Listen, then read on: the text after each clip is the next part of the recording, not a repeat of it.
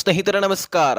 ಕೆಲವೊಂದಿಷ್ಟು ಕಡೆಗೆ ಗಿಡಗಳು ಬಿದ್ದು ಹೋದ್ರೆ, ಇನ್ನು ಕೆಲವೊಂದಿಷ್ಟು ಕಡೆಗೆ ಕರೆಂಟ್ ಅಂದ್ರೆ ಲೈಟ್ ಕಂಬಗಳು ಬಿದ್ದು ಹೋಗ್ತವೆ. ಇನ್ನು ಕೆಲವೊಂದಿಷ್ಟು ಕಡೆ ಅಂಗಡಿಗಳು ಅಂದ್ರೆ ಶಾಪ್ಗಳು ಜೊತೆಗೆ ಮನೆಗಳ ಮೇಲ್ಚಾವಣಿ ಹಾರಿ ಹೋಗುತ್ತೆ.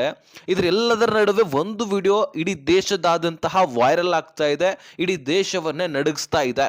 50 ಫೂಟ್ನ ಮೇಲ್ಗಡೆ ಆ ವ್ಯಕ್ತಿ ಹಾರಿ ಹೋಗ್ತಾನೆ. ಆ ವ್ಯಕ್ತಿ ಬದುಕು ಉಳಿದಿದೆ ಅದೃಷ್ಟ, ಅಲ್ಲನ ಕೃಪೆ ಅಂತ ಆ ವ್ಯಕ್ತಿ ಬಾಯಿಯಿಂದ ಹೇಳ್ತಾ ಇದ್ದಾರೆ. ಹಾಗಾದ್ರೆ ಈಗ ಆ ವ್ಯಕ್ತಿ ಎಲ್ಲಿದ್ದಾರೆ? ಮಾತನಾಡ್ತಾ ಇದ್ದಾರಾ? ಬದುಕಿದಾರಾ? ಅವ್ರಿಗೇನು ಆಗಿದೆ? ಯಾವ ರೀತಿಯಾಗಿ ಹಾರಿದ್ರು? ಏನು ನಡೀತು ಆ UPಯ ಬರೇಲಿಯಲ್ಲಿ? ಈ ಎಲ್ಲ ಡೀಟೇಲ್ಸನ್ನು ಈ ವಿಡಿಯೋದಲ್ಲಿ ನಿಮ್ಮ ಮುಂದೆ ಇಡ್ತಾ ಹೋಗ್ತೀನಿ. ಸದ್ಯಕ್ಕೆ ನೀವು ಸ್ಕ್ರೀನ್ನಲ್ಲಿ ನೋಡ್ತಾ ಇರ್ಬೋದು ಸ್ನೇಹಿತರೆ. ಆ ವ್ಯಕ್ತಿ 50 ಫೂಟ್ನ ಹಾರಿ ಹೋಗ್ತಾರೆ. 50 ಫೂಟ್ನ ಅಂತರದಿಂದ ಹಾರಿ ಹೋಗ್ತಾರೆ. ಅಷ್ಟು ಫೂಟ್ ಮೇಲಿಂದ ಹಾರಿ ಹೋಗ್ತಾ ಇದ್ದಾರಂದ ಬಳಿಕ ಬದುಕು ಉಳಿಯೋದು ಖಂಡಿತವಾಗ್ಲೂ ಅಸಾಧ್ಯ. ಆ ವ್ಯಕ್ತಿನೂ ಕೂಡ ಹೇಳ್ತಾ ಇದ್ದಾನೆ, ನಾನಂತರೂ ನಂಬಿರಲಿಲ್ಲ ಬದುಕು ಉಳಿತೀನಿ ಅಂತ ಖುದ್ದಾಗಿ ಹೇಳ್ತಾ ಇದ್ದಾರೆ. ಅಂದ ಬಳಿಕ ಅವರು ಬದುಕಿದ್ದಾರೆ. ಹೌದು, ಅವರು ಬದುಕು ಉಳಿದಿದ್ದೇನೆ ಅದೃಷ್ಟ. ನಂಬಲಿಕ್ಕೇನೆ ಆಗ್ತಾ ಇಲ್ಲ ಅಲ್ಲಿಯ ಅವರ ಜೊತೆಗೆ ಕೆಲಸ ಮಾಡುವಂಥವರಿಗೆ. ಹೌದು, ಹಾಗಾದ್ರೆ ಈ ಘಟನೆ ಸಂಭವಿಸಿದ್ದು UPಯ ಬರೇಲಿಯಲ್ಲಿ ಸ್ನೇಹಿತರೆ. ಕೆಲವೊಂದಿಷ್ಟು ಗಿಡ ಮರಗಳು ಬಿದ್ದು ಪಕ್ಕಕ್ಕೆ ನಿಂತಿರುವಂತಹ ಕಾರ್ಗಳು ಕೂಡ ಪೂರ್ತಿಯಾಗಿ ಅದೇನು ನೆಲ ಸಮಾನ ಆಗಿಬಿಟ್ಟಿದೆ. ಕೆಲವೊಂದಿಷ್ಟು ಕಡೆ ಲೈಟ್ ಕಂಬಗಳು ಬಿದ್ದು ಹೋಗಿದ್ದಾವೆ. ಇನ್ನು ಕೆಲವೊಂದಿಷ್ಟು ಕಡೆ ಅಂಗಡಿಗಳ ಮೇಲ್ಚಾವಣಿ ಪೂರ್ತಿಯಾಗಿ ಛತ್ ಅಂತ ಅಂತಾರಲ್ಲ, ಅದನ್ನೆಲ್ಲವೂ ಕೂಡ ಹಾರಿ ಹೋಗಿರ್ತಕ್ಕಂಥದ್ದು, ಮನೆಗಳು ಬಿದ್ದು ಹೋಗಿರ್ತಕ್ಕಂಥದ್ದು, ಎಷ್ಟೋ ಜನರು ಸಾವು ನೋವಿನಿಂದ ಹೋರಾಡ್ತಕ್ಕಂಥದ್ದು, ಇದೆಲ್ಲವೂ ಕೂಡ ಆ UPಯ ಬರೇಲಿಯಲ್ಲಿ ನಡೆದಿದೆ. 70ರಿಂದ 80 ಕಿಲೋಮೀಟರ್ ಅಷ್ಟು ವೇಗದಲ್ಲಿ ಆ ಗಾಳಿ ಬರ್ತಾ ಇತ್ತಂತೆ. ಈ ವ್ಯಕ್ತಿ ಹೇಳುವಂತಹ ಪ್ರಕಾರ 150 ಕಿಲೋಮೀಟರ್ ವೇಗವಾಗಿ ಆ ಗಾಳಿ ಚಲಿಸ್ತಾ ಇತ್ತಂತೆ. ನೋಡಿ, ಪ್ರಕೃತಿಯ ಆ ವಿಕೋಪ ಒಂದು ಸಾರಿ ತೋರಿಸ್ಲಿಕ್ಕೆ ಮುಂದಾದ್ರೆ ಎಷ್ಟೋ ಜನರನ್ನ ಬಲಿ ತೆಗೆದುಕೊಂಡು ಬಿಡತ್ತೆ.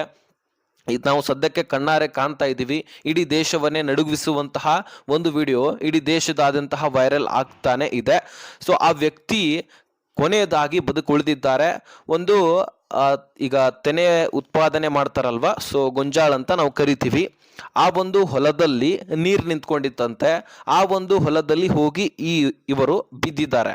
ಸೊ ಇದು ಹಾಗಾದ್ರೆ ಅವರು ಹಾರು ಹೋಗ್ಲಿಕ್ಕೆ ಕಾರಣವೇನು? ಶೆಡ್ ಇರತ್ತಲ್ಲ, ಅದ್ರ ಮೇಲೆ ಯಾಕೆ ಹತ್ತಿದ್ರು ಅನ್ನುವಂತಹ ಪ್ರಶ್ನೆಗಳು ಬರ್ತವೆ. ಆಕ್ಚುಲಿ ಆ ಶೆಡ್ನ ಮೇಲೆ ಹೋಗಿರತಕ್ಕಂಥದ್ದಲ್ಲ, ಕೆಳಗಡೆನೆ ಇದ್ರು.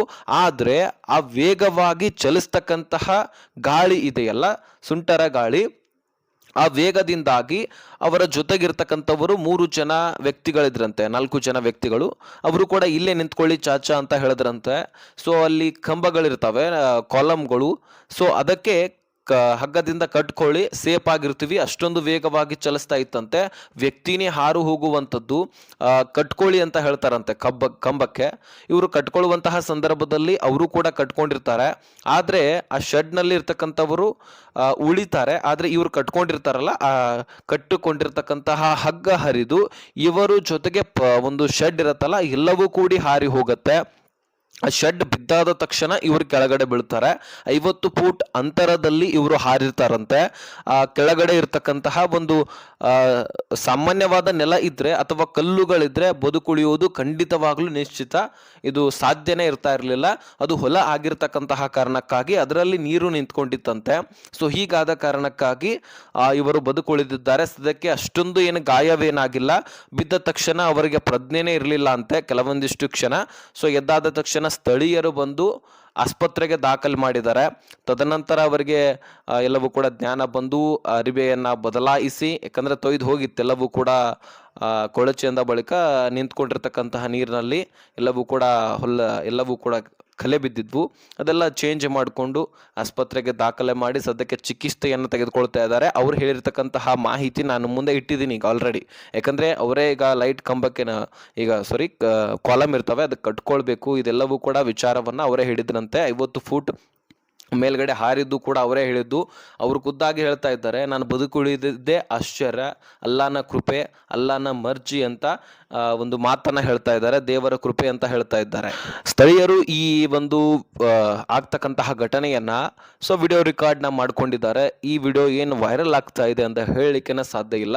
ಎಲ್ಲರೂ ಕೂಡ ಬೆಚ್ಚ ಬೀಳುವಂತಹ ವಿಡಿಯೋ ಆಗ್ಬಿಟ್ಟಿದೆ ಇದು. ಸದ್ಯಕ್ಕೆ ಈ ರೀತಿನೂ ಆಗತ್ತಾ, ಇಷ್ಟು ವೇಗವಾಗಿ ಗಾಳಿನೂ ಕೂಡ ಚಲಿಸತ್ತಾ ಅನ್ನುವಂತಹ ಪ್ರಶ್ನೆಗಳು ಕೆಲವೊಂದಿಷ್ಟು ಜನ ಕಮೆಂಟ್ ನಲ್ಲಿ ಕೂಡ ಕೇಳ್ತಿದ್ದಾರೆ. ನೀವು ಕೆಲವೊಂದಿಷ್ಟು ವಿಡಿಯೋ ಕಮೆಂಟ್ ಗಳನ್ನ ಓದಿದ್ರೆ ಗೊತ್ತಾಗುತ್ತೆ. ಅಷ್ಟೊಂದು ಭಯಾನಕ ದೃಶ್ಯ ಸ್ನೇಹಿತರೆ. ಈ ರೀತಿ ಘಟನೆ ಸಂಭವಿಸಿದ್ದು ಆವಾಗ ಮಾತ್ರ ಸಂಭವಿಸಿದ್ರೆ ಈ ರೀತಿ ಆಗತ್ತೆ. ಪ್ರಕೃತಿಯ ವಿಕೋಪದ ಮುಂದೆ ಯಾರೂ ಕೂಡ ನಿಲ್ಲಲ್ಲ ಅನ್ನುವಂತಹ ಉತ್ತರ ಈಗ ನಮ್ಮ ಕಣ್ಣು ಮುಂದೆ ಇದೆ. ನೋಡಿ, ಆದಷ್ಟು ಎಲ್ಲರೂ ಕೂಡ ಸುರಕ್ಷಿತವಾಗಿರಿ. ನಿಮ್ಮ ಮನೆಯಲ್ಲಿ ಹೆಚ್ಚಾಗಿ ಓಡಾಡಿ. ಯಾಕಂದ್ರೆ ಈಗ ಬಹಳಷ್ಟು ಕಡೆ ಈ ರೀತಿ ಸುಂಟರ ಗಾಳಿ, ಬಿರುಗಾಳಿ ಇದೆಲ್ಲವೂ ಕೂಡ ಇದ್ದೇ ಇರುತ್ತೆ. ಹಾಗಾಗಿ ಒಂದು ಸ್ವಲ್ಪ ನಿಮ್ಮ ಎಚ್ಚರಿಕೆಯಲ್ಲಿ ನೀವು ಇರಿ. ಇದರ ಪರವಾಗಿ ನಿಮ್ಮ ಕಮೆಂಟ್ ಏನು ಅನ್ನುವಂಥದ್ದನ್ನ ಕಮೆಂಟ್ ಮಾಡಿ ತಿಳಿಸಿ.